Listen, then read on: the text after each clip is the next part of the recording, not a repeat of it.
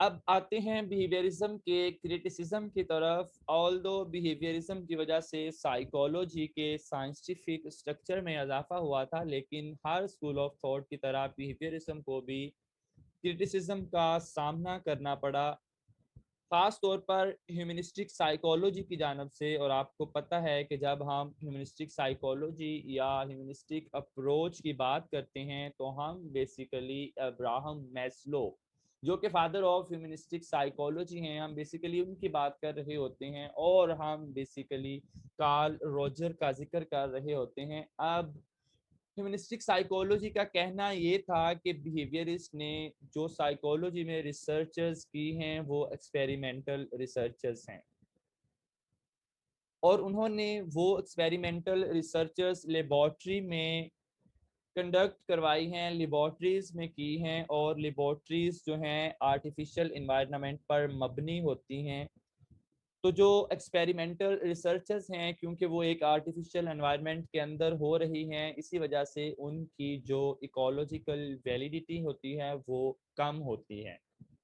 اس طرح سے انہوں نے کہا کہ جو بیہیویئرسٹ تھے انہوں نے صرف انوائرمنٹل ریسرچ کی طرف خود کو محدود کر دیا، صرف ایکسپیریمنٹل ریسرچ کی طرف خود کو محدود کر دیا، لیبارٹریز کے اندر آرٹیفیشل انوائرمنٹ میں، اور مزید جو ریسرچ میتھڈ ہیں ان کا استعمال نہیں کیا.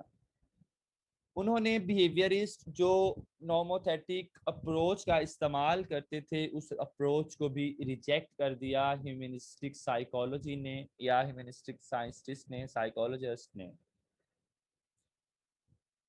انہوں نے کہا کہ ہمیں ان نوموتھیٹک اپروچ کی جگہ آئیڈیوگرافک اپروچ استعمال کرنی چاہیے. اب یہ نوموتھیٹک اپروچ اور آئیڈیوگرافک دونوں اپروچ کیا ہوتی ہیں اس کا ہم پہلے ذکر کر چکے ہیں. اگر آپ لوگوں کو یاد ہو تو اب یہ بات میں ریپیٹ نہیں کروں گا، آپ لوگ پرانی سلائیڈز اٹھائیے گا اور اپنے کنسیپٹ کو ریکال کیجیے گا، اور نیکسٹ کلاس میں مجھے ڈفرینس بتائیے گا، difference between nomothetic approach and idiographic approach.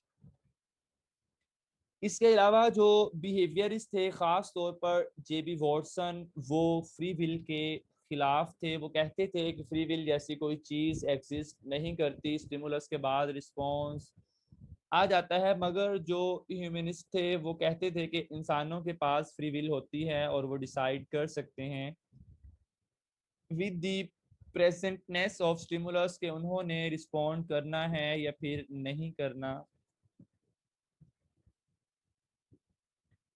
Next criticism ہمیں نظر آتا ہے سائیکو ڈائنامک اپروچ کی جانب سے. سگمنڈ فرائڈ کا کہنا تھا کہ بیہیویئرسٹ نے صرف اور صرف آبزرویبل بیہیویئر پر فوکس کیا، اور انہوں نے اگنور کیا influence on behaviour unconscious mind. انہوں نے انکانشیس مائنڈ کا جو بیہیویئر پر انفلوئنس ہے وہ اگنور کر دیا، کہ جو ہمارا انکانشیس مائنڈ یعنی کہ لاشعور ہوتا ہے اس کا بھی بیہیویئر پر امپیکٹ ہوتا ہے، انفلوئنس ہوتا ہے. اور اس انفلوئنس کو بیہیویئرسٹ نے اگنور کیا اور انہوں نے صرف اور صرف آبزرویبل بیہیویئر پر ریسرچ کی. دوسری تنقید سگمنڈ فرائڈ نے یہ کی تھی کہ جو بیہیویئرسٹ ہوتے ہیں وہ کہتے ہیں کہ ہمارا مائنڈ بلینک سلیٹ ہوتا ہے. جب وہ اس دنیا میں آتے ہیں تو مائنڈ بلینک سلیٹ ہوتا ہے، مطلب نیو بورن بیبیز کا جو مائنڈ ہوتا ہے وہ بلینک سلیٹ ہوتا ہے، ٹیبیولا رسا ہوتا ہے. اور اس کی بات ٹیبیولا رسا کی ٹرمز کو سب سے پہلے جان لاک نے یوز کیا تھا اور جے بی واٹسن نے اڈاپٹ کیا تھا. مطلب یہ کہ جے بی واٹسن اس بات کو مانتے تھے کہ ان ایٹ بیہیویئر انسٹنکٹس جیسی جینز جیسی کوئی چیز ایگزسٹ نہیں کرتی. ہمارا مائنڈ بلینک سلیٹ کی مانند ہوتا ہے، اس پر ہم اپنے ایکسپیرینس سے جو کچھ بھی رائٹ ڈاؤن کرتے ہیں ہم وہی بیہیو کرتے ہیں.